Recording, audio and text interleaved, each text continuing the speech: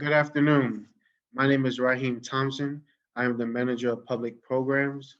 On behalf of our CEO, Susan Abrams, and the entire museum, I would like to thank you all for joining us today for this afternoon's Lunch and Learn, My Family's History, Jewish Victims and Fighters During the Holocaust in the East, with Eric Benjaminson. Eric Benjaminson was an American diplomat from 1982 to 2013 and has since worked as the senior advisor for global partnerships at the University of Oregon and is currently the assistant director for study abroad at the University of Chicago. Eric has a master's degree in Russian history from the University of Oregon. He also serves on the board of the Chicago Jewish Historical Society.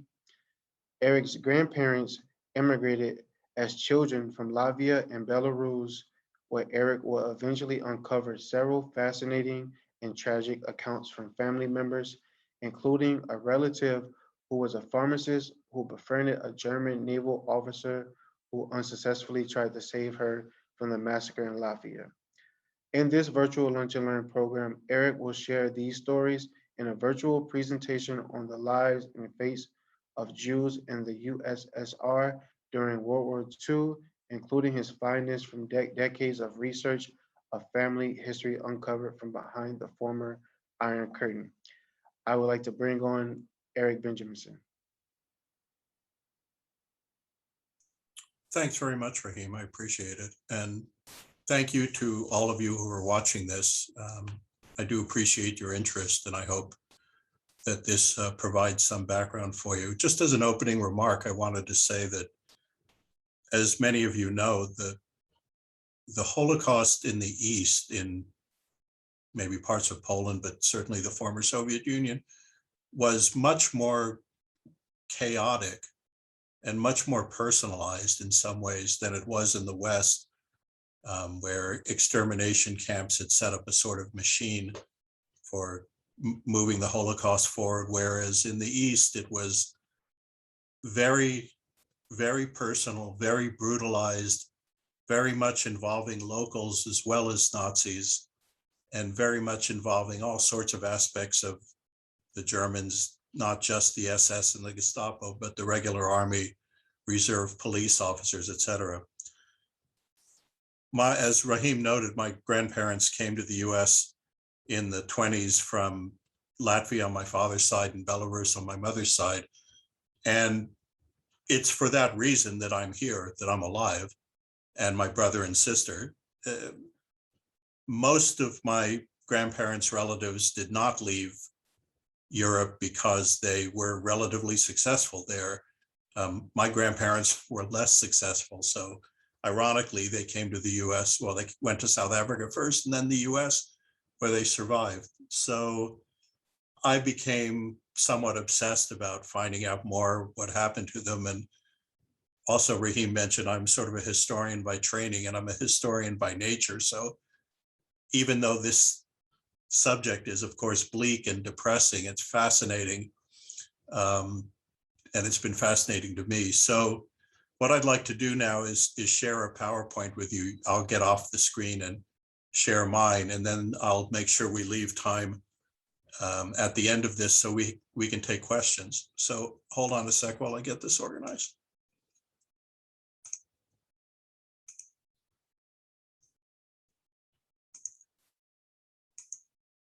Okay, so I'd like to go through this and comment on the photos. I hope you find some of this interesting.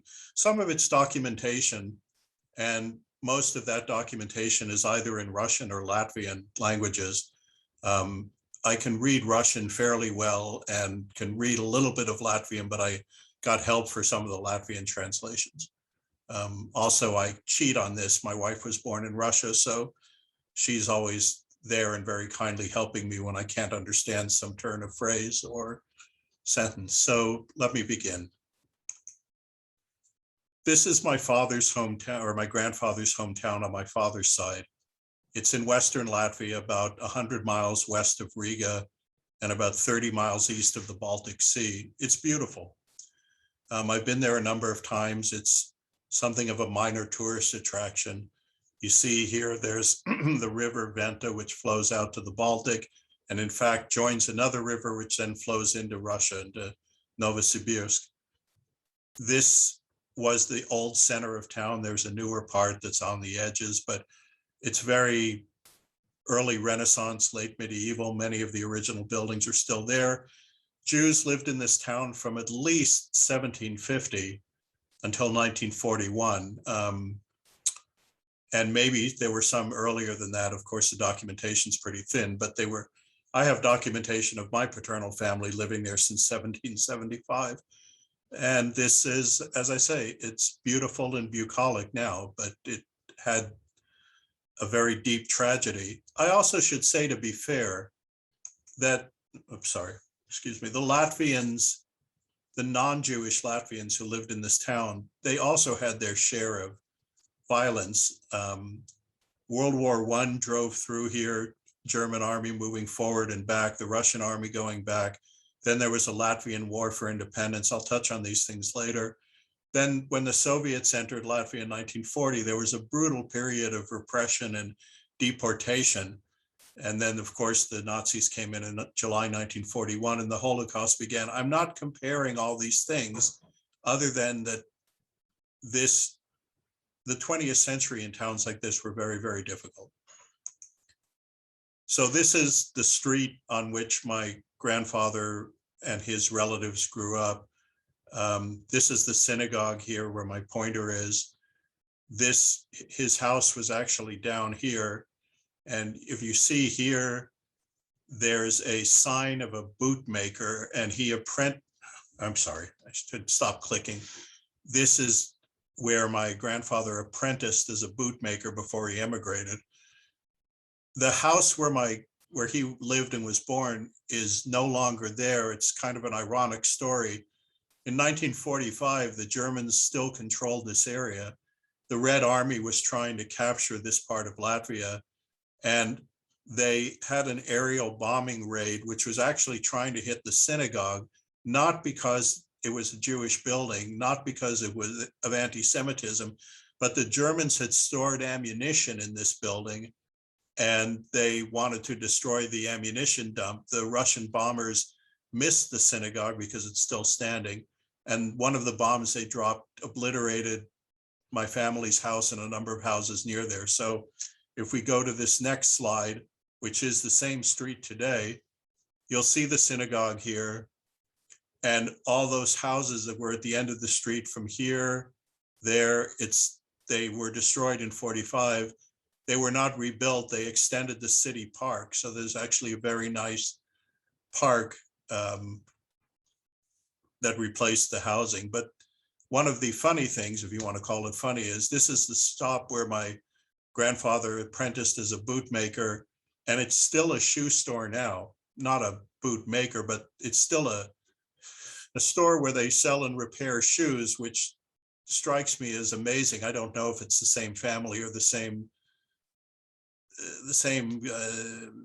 background, but I just find it an amazing coincidence. So this is just to show you the kind of things that are available. This is my grandfather's marriage certificate in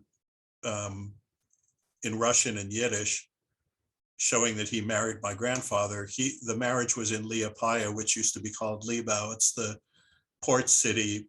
My relatives had moved there just before they emigrated.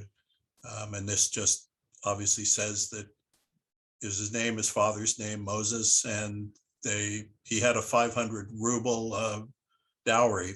And I suspect that was fairly significant then, but I'm really not sure. That's my grandfather and his wife, Bernard, and Basse. In the US, she used the name Betty, but her name in Europe was Basse. And they were wonderful people. Just for continuity's sake, this is my father, their son. He served in the Navy in the Pacific during the war, during World War II. He was a radioman and had some time at sea and some time designing radio systems, but I just want to provide the continuity. So this is a, a view of the synagogue today. It's had an interesting history. It was, of course, a synagogue, an operating one until 1941. Then during that year, the entire Jewish population of the town was killed in about 3 separate waves of massacres. The Germans, as I noted, used this as an ammunition dump because it was one of the largest and most heavily built buildings in town. That's why it wasn't destroyed by the Nazis. I mentioned that the Russians tried to bomb it, but did not succeed. After the war, it became a cinema, a Soviet cinema for 10 or 15 years. The cinema went bankrupt and the building was just standing empty and sort of becoming ruined. In 2000, I was part of a group of both Jews, expatriate Jews who had origins in this town, and the Latvian Jewish community, which exists still in Riga. And we were all giving suggestions and organizing a seminar on what to do with the building that was respectful and useful, but still couldn't serve as a synagogue for the obvious reason that there are no Jews in town. There's nobody to use it. So over time, we developed the idea that we would turn it into the town library, at least showing some of the reverence for education and learning that Jews traditionally have, and some European Union funds and Latvian funds and donations from abroad.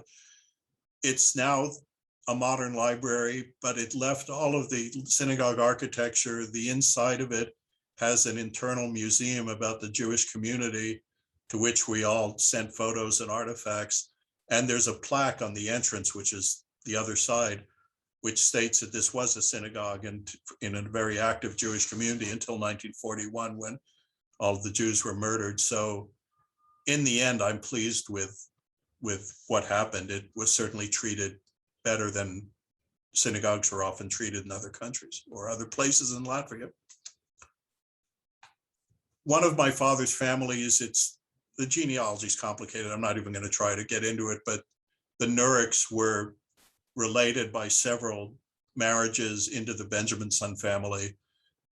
This is a building that still stands in Kuldiga. The Nurick family had 2 businesses. This gentleman, Elias, owned the largest grocery store in the old town, and he had this sort of carriage taxi business or intertown taxi business. His 3 daughters, Mina, Fana, and Leah, are here. At some point in the 1930s, Fanny emigrated to Israel, or to Palestine at the time, and stayed there and therefore survived the war. Elias, his wife, Sarah, who's not in the picture, Mina, and Leah were all executed in the main massacre of Jews that I'll show some more about in a second. Just to show you what you can find, there's a 1924 Latvian business directory. And this is, the page that deals with businesses in Kuldiga. Kuldiga was a Latvian name. Goldingen was a German name. And you'll see down here, Elias Nurick. That building that you just saw is this street, Baznica Siela 29, which means Church Street in English. So he was a significant businessman in town. And I will say that unusually, unlike a lot of Jewish communities in Eastern Latvia, parts of Russia, Belarus, Poland, this was not really a shtetl in the sense that the Jews were not isolated. Their day-to-day language was regular German, not Yiddish. It was a German-speaking province of first the Tsarist Empire and then the Soviet Union. They were completely assimilated in town. The town is quite small. Jews and Christians rub shoulders together. They shop together. These weren't Hasidic or extremely Orthodox people who separated themselves. I mean, there was a Jewish school and a Talmudic center, but they certainly did not live apart. And the housing that existed in the area near the synagogue, which was more or less the Jewish center, is bumping up against all the rest of the housing. It's not in any way isolated, and it's very similar to the other housing in town. This was not an agricultural area. This was a small business and crafts area. In my family, there were glazers who did glass repair. There were grocers, there were bootmakers, there were a lot of musicians, strangely enough. A lot of my paternal family have been professional violinists. So it's all kind of similar to other economic activities of non-Jews. If you see here, this is a picture from about 1930 in the upper left. You'll see in this building, there's a sign that says E. Nurick. That's Elias Nurick. That was his grocery store. All of these buildings still stand. I took this picture there about 2 years ago. It's slightly farther back. So this building was not in this photo, but this building is the same as this. This is his former grocery store. It's just, it's turned into a kind of a sort of a museum and art center now. And I will just point out that this open area was the large market square. The town hall of the city is just to the right of this photo. This is the geographical center of town. So once again, everybody in town would have known Elias, might or might not have shopped in his grocery store, although it was the biggest one around this neighborhood. So you'd think that many of them did. And they would have, the Christians, the Latvians, and the Jews would have all known each other. The town only had a population of about 5,000, and in 1941, the Jewish population was about 700, but that was a significant percentage of the town's population. This is where the first and largest massacre took place. This is a forest area about 5 kilometers northeast of the city. They're beautiful, quiet forests. Unfortunately, there were just appalling things that happened.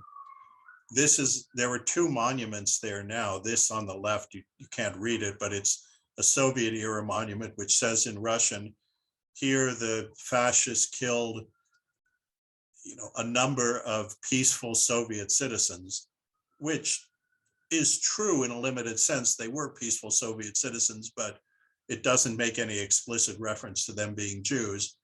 This was put up much later by the Jewish community in Latvia, which says in Latvian that here in the year 1941 in July, the fascists killed the entire population of Kuldiga's Jews.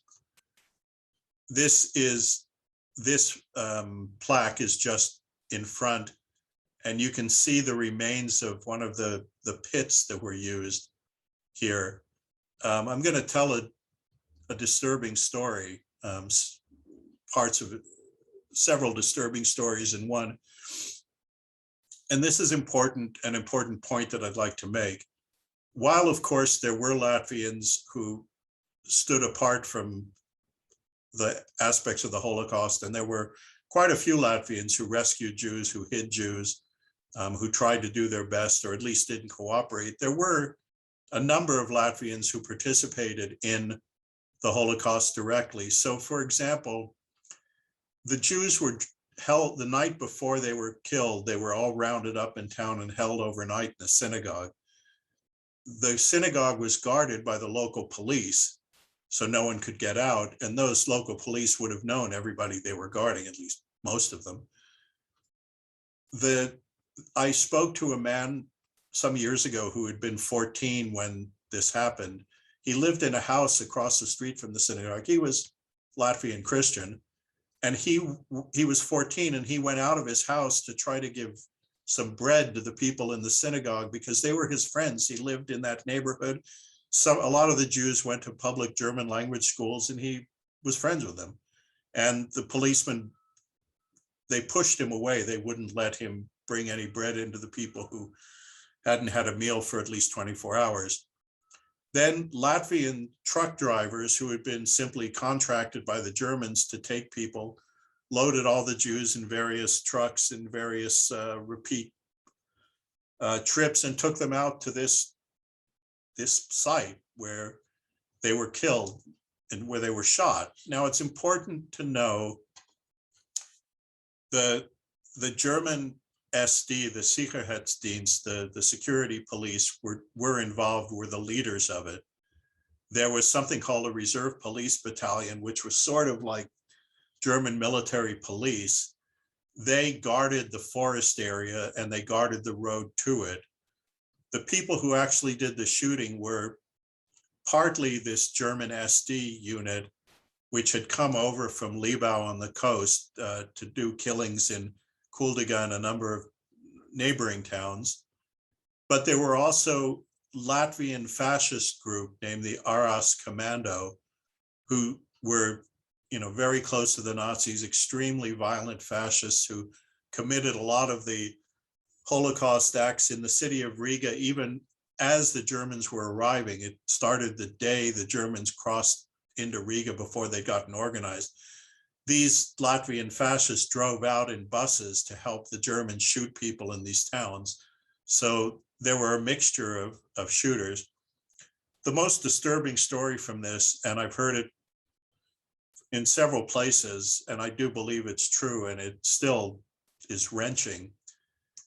A lot of the Jews were simply lined up at these big pits that had been dug by Russian prisoners of war, and they stood facing the pits, were shot in the back of the head, fell into the pits. Then the next group of people fell in, and they would put dirt after several layers of corpses. They would put dirt and lime down and then keep shooting people who, by the way, were watching all this go on. So they knew what was going to happen. A number of the victims were not dead when they were in the pit. They were shot, but either were unconscious or feigning death or whatever. And some of the people who saw the pit later in the day and the next day said that the dirt was moving because people were still struggling or bleeding to death inside. The night after the massacre, 2 Jewish teenage girls who were wearing just their slips and their underwear came staggering out of the forest into the town. They'd both been wounded by bullets, but in the arms or the shoulders or something that was not life-threatening. They came to the Latvian police station and said to the chief of police, "We don't want to keep living. Everybody we know has been killed, our families, our friends. We can't bring ourselves to commit suicide, so would you please just take us back there and kill us?" The police said, "Yes, we'll organize it," but they had them stay in a jail cell overnight in the police station. And then in the morning, they informed the Germans, who the German SD unit drove them back out to this place and shot them. I just find that impossible to understand from any number of points of view, maybe less so from the Nazi point of view, but the policemen in this town, they knew who these girls were. And they were, 15 to 17. In fact, I keep thinking that one of them might have been one of the daughters of Elias Nurick, but I have no way of knowing. And again, it's a small town. It's, how can you, it's hard to imagine that people were that brutal and that cold, but clearly there were examples of that all over Europe during the time. I've done a lot of documentary research, which is hard to show you, and I just want to give a couple of examples. In 1945, the Soviets, the Soviets sent something called the Extraordinary Commission for Crimes Done by the Fascists. They sent this group of historians, political officers, and journalists behind the Red Army. So as the Red Army would liberate parts of the former Soviet Union, then Eastern Europe, this group would come and try to interview people, either Jewish survivors or townspeople, make diagrams, make lists of perpetrators, and the Soviets were already planning to use these in war crimes trials, whether they were used at the Soviet participation in the Nuremberg trials or they were used in Soviet internal war crimes trials. And they were also trying to, for political reasons, of course, show how badly the Soviet people had suffered. I will say that there was a lot of Soviet, not covering up of the Jewish victims, but subsuming them into being Soviet citizens. And again, to be fair, lots of Soviet non-Jews were killed by the Germans. It was an attempt not to have victim groups competing with each other within the Soviet framework, and they would just merge these people. But I will say, in these kind of documents that were done at the time, that were not done by government politicians, they do often specify that the victims were Jews. Maybe not in these two, but in quite a number of the supporting documents, they talk to Latvians who report to them that, you know, they took 600 Jews, the Soviets take that down. They constantly refer to the Jewish population and separate out the few Christians in Kuldiga who were killed by the Germans because they were tied to the partisans or political. So just briefly, this map, this diagram on the upper left is a map of the massacre sites. Obviously, you can see there are four of the squares. One of them is the one that I showed you. It would be this one. And the massacres all took place between July and October 1941. The main one was the one I showed you, but there were some smaller ones. And this is a list in Russian of perpetrators. And you'll see that some of them were this Nemets, they were German. Here's Latvians, Germans again, Latvians. Here's an Estonian for whatever reason, and probably an Estonian fascist. Germans from the SD, what we would call the SD, the Sicherheitsdienst. And it goes through here with Latvian policemen, people from the self-defense units, which was kind of a Latvian pro-Nazi militia, people from this RIS commando that I mentioned before, and they put what they did.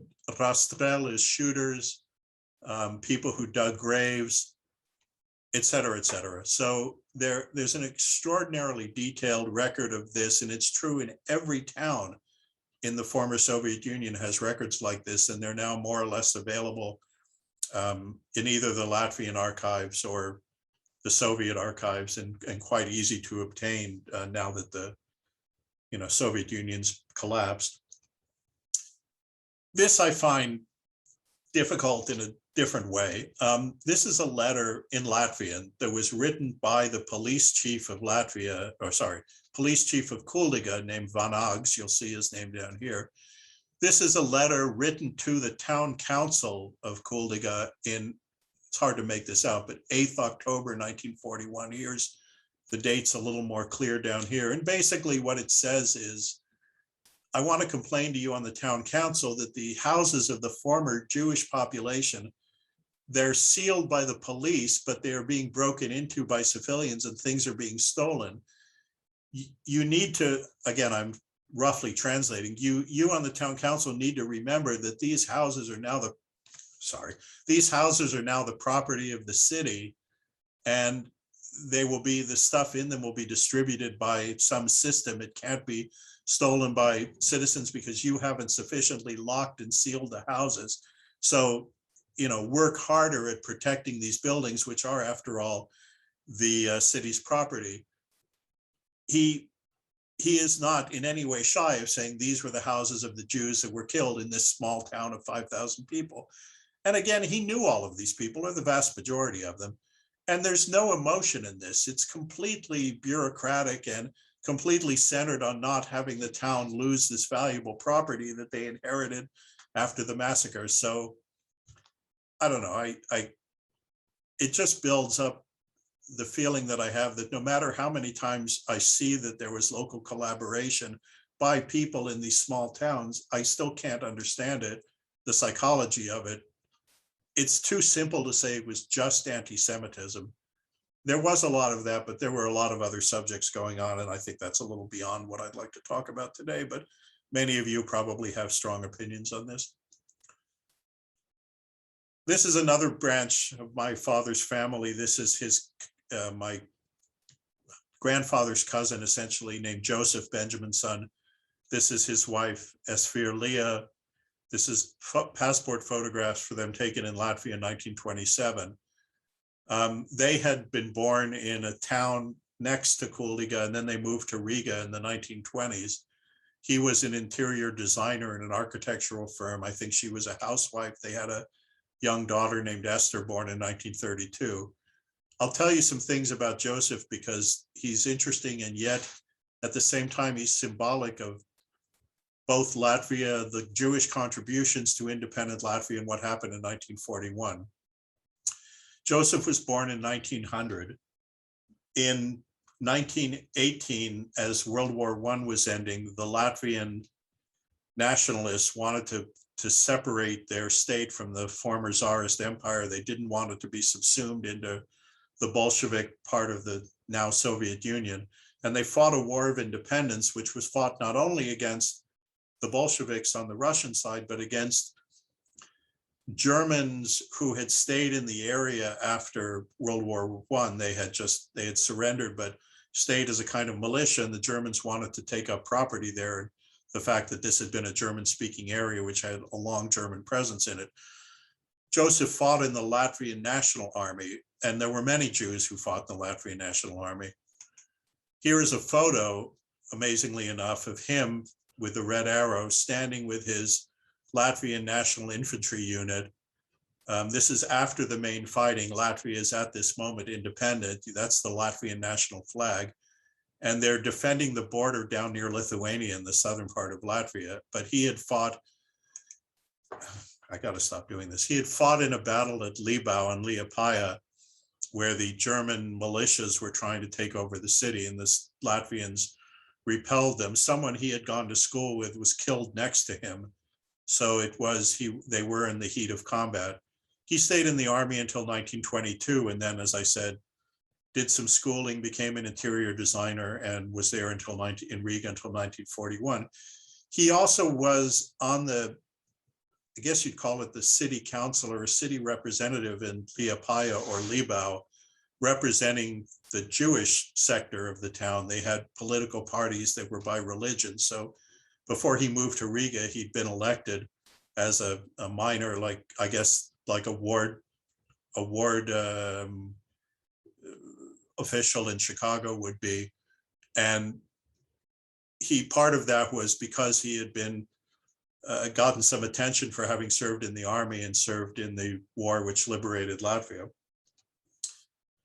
These are his brother and two of his sisters. They have a similarly sad but interesting background. The brother, Itzig Benjamin, he was drafted into the Tsar's army during World War I. Itzig's older than Joseph. He served in this Tsarist regiment. In a battle against the Germans in 1914, he was very badly wounded in the leg, spent a year in a military hospital, and then he had had some pharmacist training before he was drafted and became a pharmacist in a Russian field hospital. After the war, he went to Odessa, University in Odessa, studied pharmacy, returned to Latvia, was first a pharmacist in the Latvian National Army, and then went to work in Daugavpils, which is in southeastern Latvia, as a civilian pharmacist. And his wife and several children were murdered there in the Holocaust in the city of Daugavpils in 1941. His sisters Rosa here and Leah were living in Liepaja the whole time during and after World War I. One of them was a sales clerk, one was a housewife, and they were killed in the very large massacres in Liepaja in December 1941. Some of you will have heard of them, where thousands of people were brought to the beach on the coast of the Baltic Sea and shot in relays by both Germans and Latvian fascists in large pits dug in the sand. This is a sad but interesting story. She is the sister of all of these three. Her name was Lipe. She was a pharmacist, fairly well-trained pharmacist. I don't know if she went to university, probably not, but she had some sort of technical education. She worked at a pharmacy in Liepaja where she grew up. And then sometime during the Soviet period, when the Soviets came in 1940 to Latvia, she became a pharmacist on the Soviet naval base in Liepaja. In 1941, of course, the Germans came in to that area, and although they killed a lot of Jews right away, in the first stages, they did not kill people who had a skill Jews who had a skill that they needed. The former Soviet naval base, of course, became a German naval base, and without stereotyping one thing or another, the German naval officer with whom she worked, who was probably a doctor in the German Navy, was not brutal. And we don't know exactly what the relationship was. They either became friends, very close co-workers, or they might have even had a romantic relationship. There's no way of knowing, but I've heard this story from a woman who survived the Holocaust because she went to the Soviet Union before it happened, but she knew this family and had heard about this and knew Lipe, and it made sense to her. So the German naval officer, when they came in the early fall, and they wanted to round her up, he warned her, and she went into hiding on the naval base. The second time they came to round up, the Nazis came to round up people, she was in the room when they came to round up, but he was a fairly senior naval officer and refused to let the German SD people who were lower ranking than he was, he refused to let them take her. He said she was valuable, she was important to the running of the pharmacy, and basically they should leave her, and he was ordering them to go away, which at that point they did.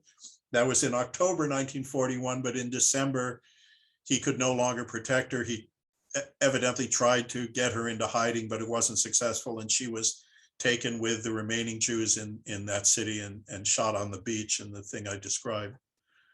This is a house that the three sisters had lived in Liepaja before the war. It probably looked a little better then. Liepaja's had some really hard times since World War I, but it was in a fairly middle-class area. Sorry. This is a picture of the Jews of Liepaja just before they were shot on the beach in this area called Spurred. They were shot, thousands of people were shot in one day on December 15. The Germans and this fascist Arias commando did most of the shooting, but you can see here, this is just a regular Latvian policeman. He's not shooting the people, he's guarding them while they wait on the beach. But the horrible thing is the shooting was going on just over to the right. There's huge pits that were dug. You can see pictures of this, but they're too disturbing for me to put into this. But these people were waiting to be killed, and they knew exactly what was happening. She's holding a baby, for one thing. So it's unspeakable. Joseph, on the other hand, who lived in Riga,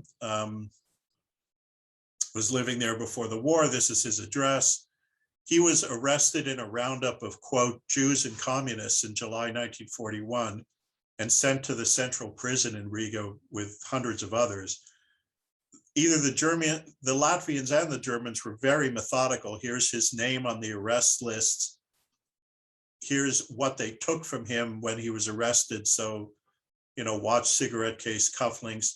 It's all written in Latvian, so it wasn't just the Germans who were doing this.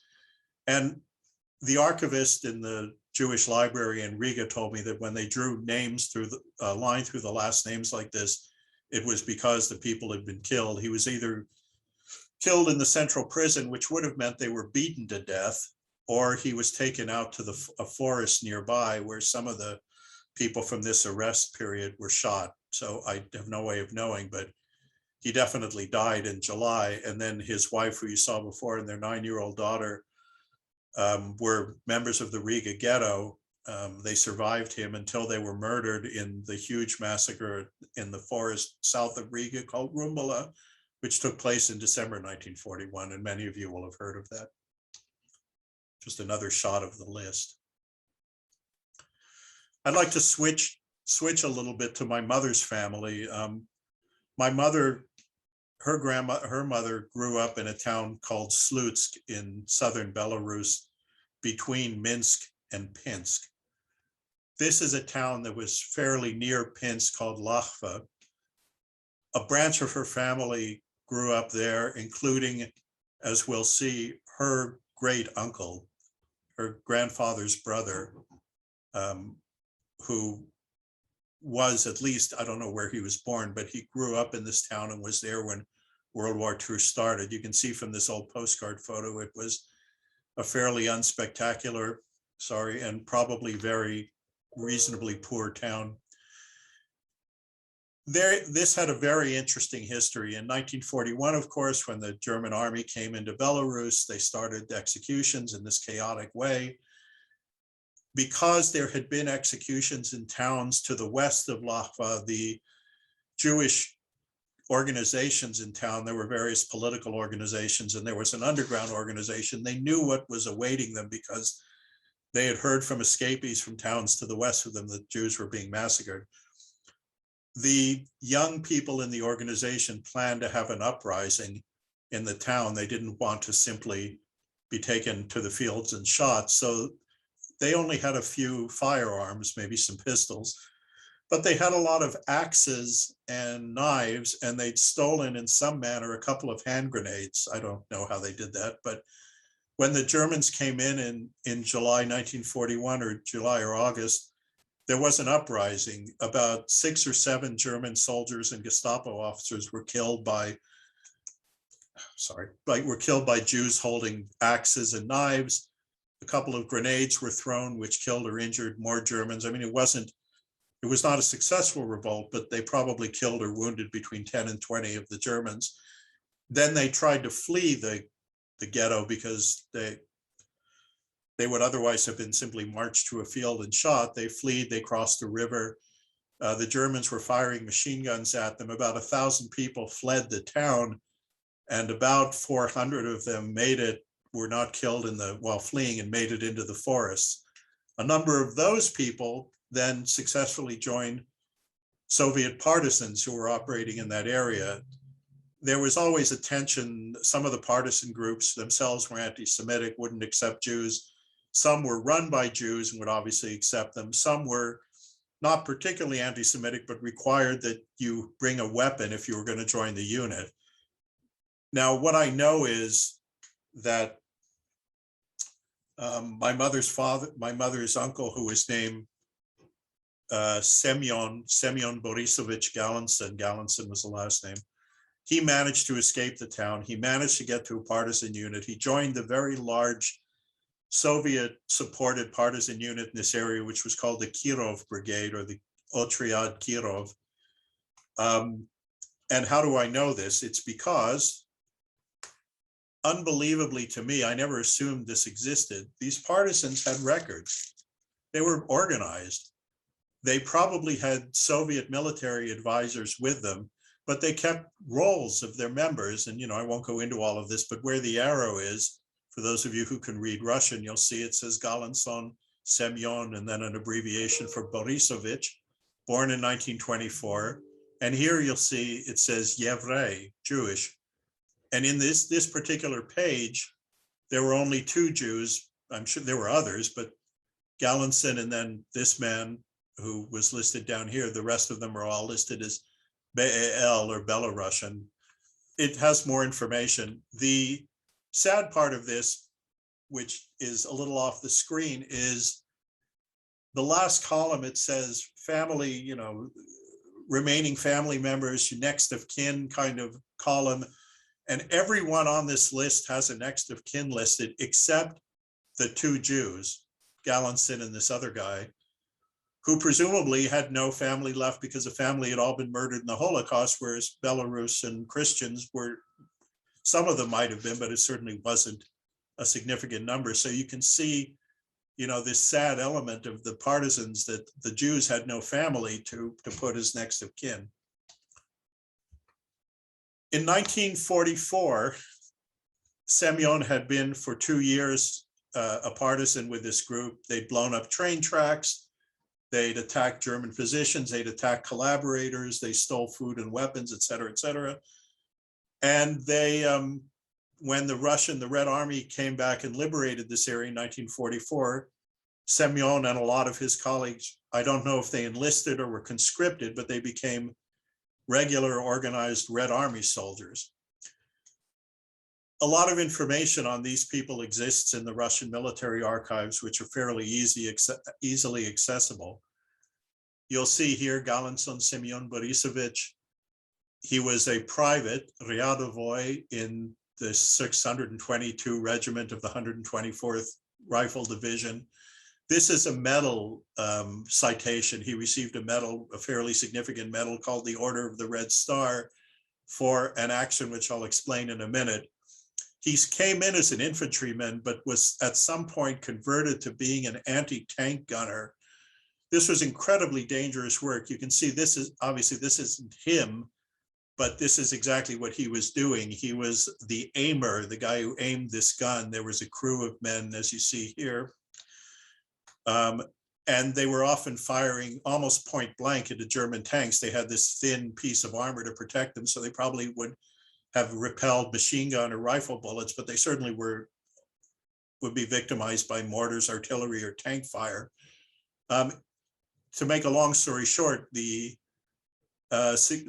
citation says that he, in fighting in an urban area, probably much like this, there was a German heavy machine gun on the second floor of a building, and the Soviet riflemen couldn't reach the gunners in the building, and the machine gun was killing a lot of his Red Army colleagues. So Gallinson, who was the aimer on this gun, managed somehow to tip up the elevation. I don't know if they took the wheels off the gun or he just somehow managed to raise the barrel of the gun significantly, and they then blew a hole in the building and killed the machine gun crew, then immediately turned the gun at a German tank that was coming down the road and managed to destroy that tank.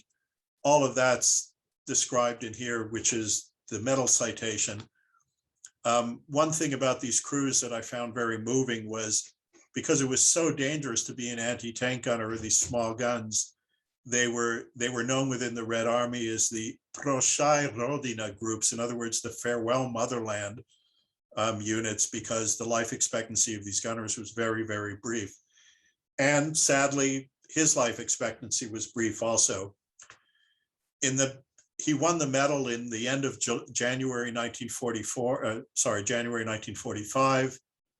They continued fighting. His unit was fighting around what's now Kaliningrad. At that point, it was in East Prussia called Königsberg. It was a German fortress city. This is a map, a military map drawn by the Red Army. They drew these maps every day to show what had happened in combat. These were for staff officers. If you want to imagine it, Kaliningrad is 15 kilometers down here.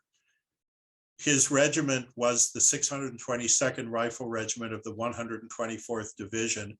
This was the Russian defense line.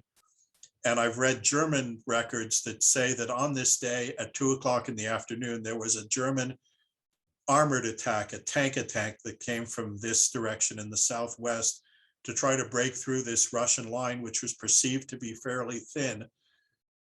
If you can, you'll see these little symbols here, here, and here, these little black symbols. They're symbols for anti-tank gunners. Because of the way the regiments were laid out, I can guess with almost complete certainty that Semyon was at his gun here where the yellow arrow is showing.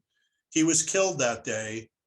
Almost certainly he was killed by tank fire from the German tanks that were coming across this open field near this town that's now in Russia, but used to be in East Prussia. So that's where his war ended. This is, you'll see down here, his inscription on a memorial stone for his division, which is very near where he died there.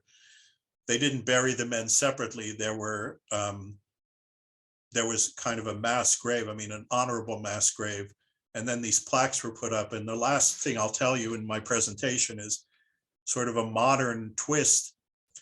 I really wanted to see these plaques. I heard that there was a monument, but of course I didn't want to fly to Russia in order to just see these plaques. So I kept reaching out on Facebook to Russian photographers who lived in Kaliningrad, which is 15 kilometers away.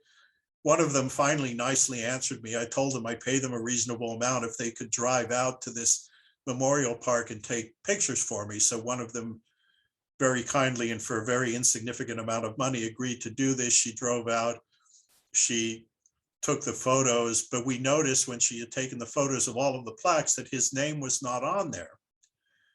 So she had gotten caught up in this with me, as many Russians are when you talk about Soviet veterans from the war. She then, on her own volition, called the cemetery, the memorial administrator, reminded him that 2 weeks from the time she made the call was a very large Russian holiday called Den Pobyedy, or the Victory Day, commemorating World War II. And then wouldn't it be nice if they could add the name of someone who had been left off? I will tell you that I'm 99% certain he wasn't left off because he was Jewish. First of all, there are other Jewish names on these memorials. And secondly, they're still going through archival records to try to figure out who was killed that day.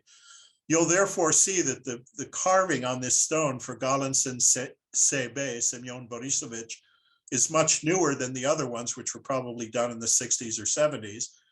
This one, they managed to get it in and get it carved within the 2 weeks before Victory Day. And I enormously thank this young photographer, probably she's in her 20s, who managed to do this just because she got caught up in the story. So I like to think that's kind of a optimistic way to look at the way that these people are remembered, at least in the Soviet Union, as sacrifices during the war. And I also like to think that even though he was killed, it must have been satisfying for my great uncle to have taken part in the fight against the Nazis and not been put in a position where he was simply massacred. That's the end of my presentation. I hope it's been enjoyable. Well, enjoyable is a terrifically wrong word. I hope it's been useful and interesting, and I do hope that you've seen something about the chaotic ways and the multiple facets in which the Holocaust took place in Eastern Europe. And now I'll stop, and I'm very happy to take questions. And Rahim, however you want to manage that, you think we should manage it. Yeah, thanks again, Eric. And yeah, I enjoyed it. I'm sure our audience enjoyed it as well. And we do have a couple questions in the Q&A box. So I would like to get started with the first one. How many Jews lived in Latvia before World War II?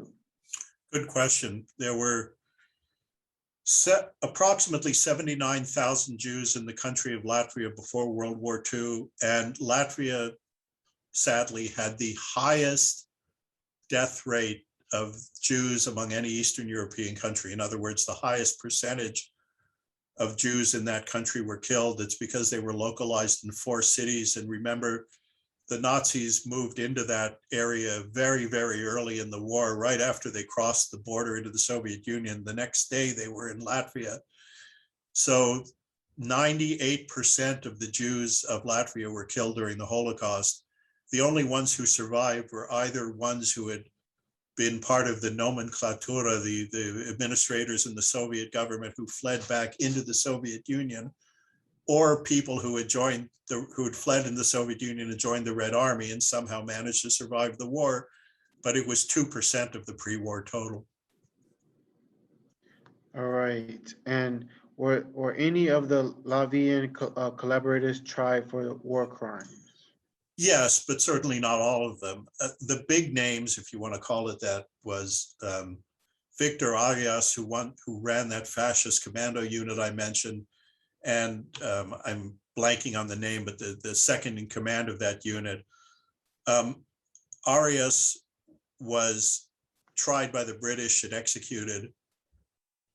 The second in command fled to South America, probably, sadly to say, with the help of the Vatican, who is providing lots of laissez-passers for former Nazis to get to South America.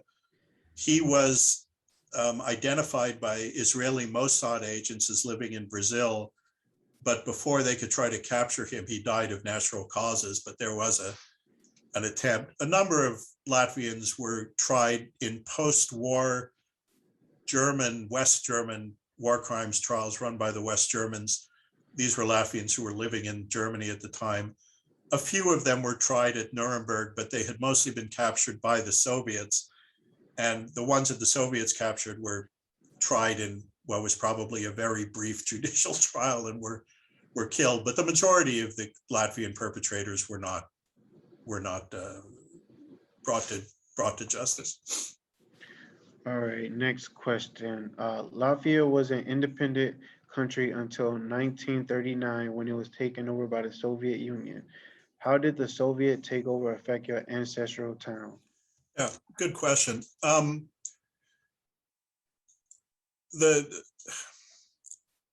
Soviets,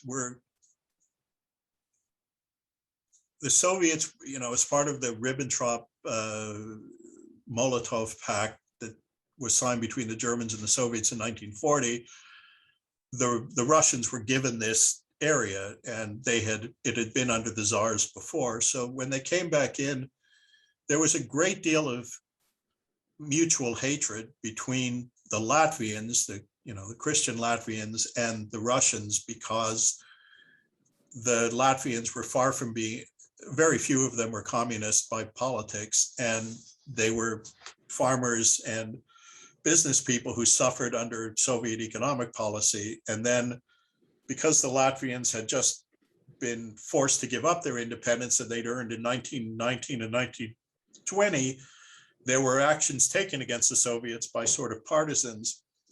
So a number of sort of terror actions were taken by the Soviets, particularly what became the KGB, against Latvians. A number of them were deported to Siberia. A number of them were killed in place. A number of them were beaten, tortured, jailed, but survived. A number of them, when the war started, were conscripted into the Red Army, or they joined the German army. That's a whole nother discussion. But the Jews in town were not specifically treated badly. Some of them were caught up in what I just described, sort of a terror campaign by the Soviets for political reasons, but not for their religion. The problem was the stereotype of Jews by Latvian neighbors was they were quote unquote Judeo-Bolsheviks. There were a significant number of Jews in the Communist Party. There were Jews who were with the NKVD, the precursor to the KGB, in this town. So there was a suspicion, a greatly exaggerated suspicion, that Jews were part of the Bolshevik terror groups and were all communists by nature. So that didn't affect my family directly, and none of my family were deported that I know of, but it did set up part of the ease of getting the Holocaust perpetrated in Latvia because of this vastly exaggerated feeling that the Soviet terrors were in part organized and supported by Jews, which was a vast exaggeration, but true in a couple of instances. All right, before we get to our last question, because we're running low on time, do you want to share maybe a email or contact that our audience can reach out to you if they have any more questions? Because we have a bunch and we won't be able to get to all of them. But yeah, when I will, it was on the home screen. Can I just put it in the chat box? yes. Okay.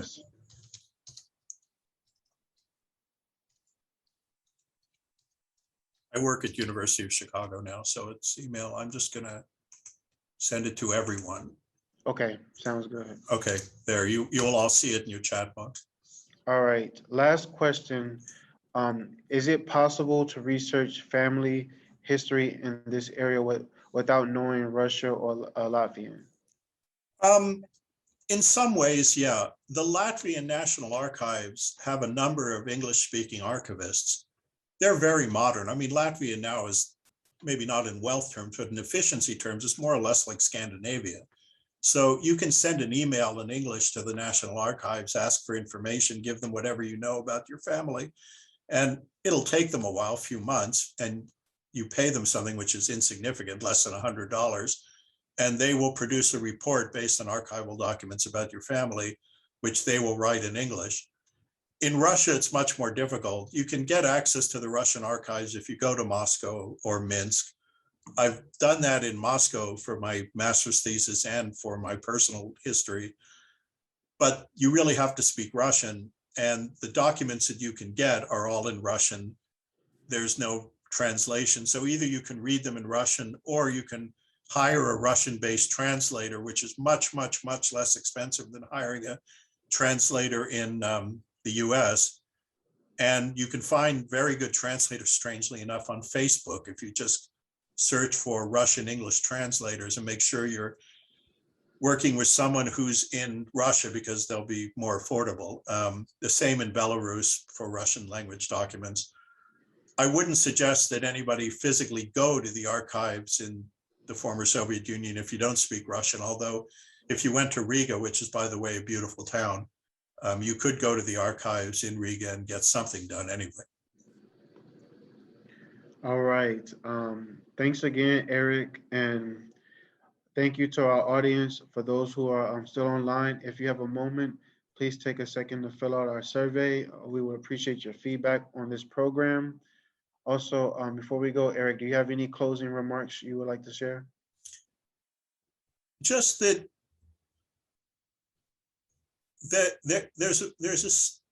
there have begun to be studies, academic studies of the ways in which local people were involved in these killings.